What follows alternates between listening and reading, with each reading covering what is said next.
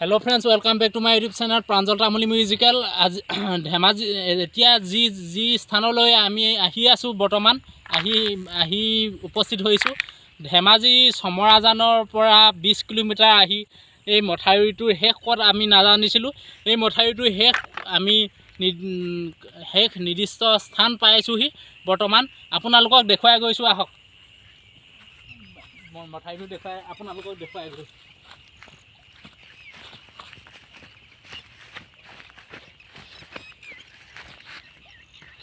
Hello' friends, আপোনালোকে জানি খুবেই ভাল পাব যে ঘিলামৰা লখিমপুৰ জিলাৰ ঢকুৱাখনাৰ ঘিলামৰা যি চামপৰা দলং, সেই চামপৰা দলঙৰ নিচেই কাষতে আছোঁ। ইয়াৰ পৰা এই মথাউৰিটোৰ শেষত আছোঁ।